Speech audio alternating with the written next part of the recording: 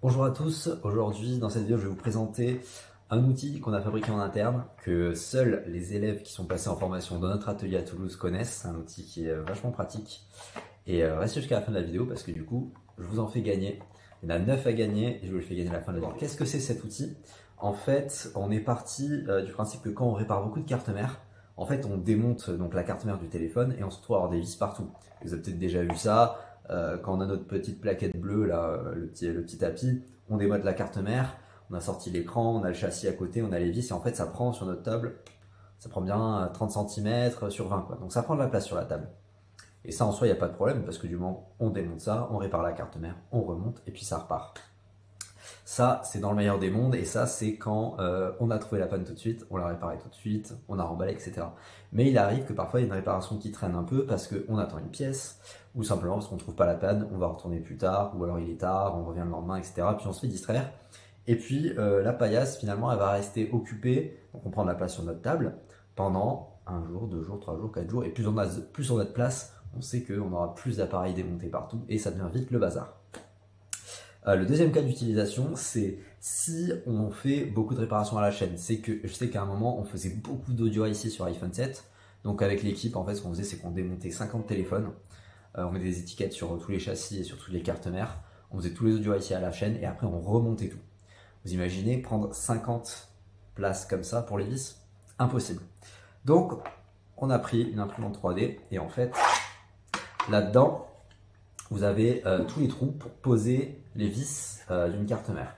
Et l'avantage, c'est que vu que c'est assez profond, bah, vous pouvez facilement stocker en fait 50 vis là-dedans. Donc, c'est-à-dire qu'on peut démonter 50 appareils et ça prend ça comme place sur la table. Évidemment, on a fait en sorte que tous ces appareils-là, hop, vous voyez un petit couvercle, hop, on puisse les empiler. Donc finalement, en fait, vous pouvez avoir sur ça de surface, vous pouvez avoir plein d'appareils démontés. Vous n'avez plus qu'à faire un bac avec tous les châssis, etc. Mais au moins, vous n'allez pas perdre vos vis, parce que du coup, avec le couvercle, c'est pas grave si ça tombe. Et vous allez pouvoir démonter voilà, plein d'appareils. Donc, ça a une utilité que pour certains cas d'utilisation, hein, d'accord. C'est pas un outil que tout le monde peut utiliser. Ça peut aussi permettre, grâce aux trous, et en fait, voilà, on a mis des traces pour les grosses vis, les petites vis, les pièces, et on a des bacs en fait pour les pièces plastiques, etc., les antennes qu'on peut mettre là-dedans, même les tiroirs SIM. On a même trié les vis du bas, les deux vis du bas, selon les couleurs noir, argent, or, et puis selon les modèles. Vous voyez que ça, par exemple, c'est pour iPhone 8.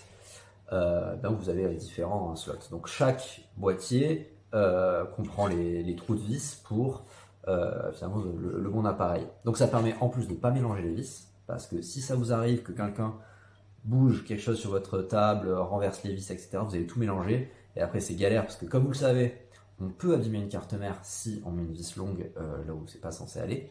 Donc ça permet d'éviter ce type de problème-là. Alors on a vraiment développé ça juste pour démonter les cartes mères, c'est-à-dire que démonter l'écran et les petites vis sur le côté, non, on n'a pas prévu les trous pour ça. Peut-être dans une version future, si on voit que c'est un truc qui plaît à certaines personnes, on pourra le faire. Mais pour l'instant, voilà, on a développé ça. Alors pourquoi je vous montre ça aujourd'hui? Parce qu'en fait c'est quelque chose, à chaque fois que les gens passent en formation chez nous, ils voient ces appareils-là chez nous. Qui en fait ont été faits sous forme de prototype. Hein. À la base, il n'y avait même pas de couvercle, et en fait, ça nous est même arrivé d'en renverser. Alors là, je vous raconte pas la galère.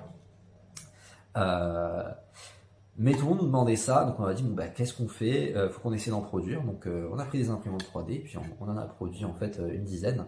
Donc on a une première version et on est assez content finalement. C'est pas trop moche comme appareil. Alors l'état de surface n'est pas parfait, et pour l'instant on a imprimé que les iPhone 8, puis voilà, on a quelques légers défauts d'impression. Mais en tout cas, ces boîtiers-là sont parfaitement fonctionnels, et du coup, il y en a 9 à gagner. Alors, bon, pour le gagner, c'est assez simple. Cette vidéo, elle sort le dimanche 20 mars à 19h, et vous avez donc jusqu'au dimanche 27 mars à 19h pour liker la vidéo, commenter que vous participez et que vous voulez gagner cet appareil-là dans les commentaires, et partager la vidéo. La condition qu'on demandera aux personnes qui gagneront ça, donc ce sera simplement un tirage au sort, c'est de nous faire un retour concret sur les améliorations qu'on pourrait faire sur cet appareil-là. Parce que le but, c'est qu'évidemment, on a les plans 3D pour tous les appareils, mais on veut savoir comment l'améliorer. Donc déjà, le premier système qu'on veut l'améliorer, c'est ce couvercle en fait, qui reste fixé sur le boîtier pour pas qu'on le renverse. À un moment, on avait pensé même à mettre des petits, 4 petits picots pour qu'en fait, on puisse les emboîter les uns sur les autres et pas que ça glisse. Parce que là, pour l'instant, si j'emboîte ça sur un autre, ça glisse. Donc, on voulait mettre des petits détrompeurs pour pas que ça puisse glisser.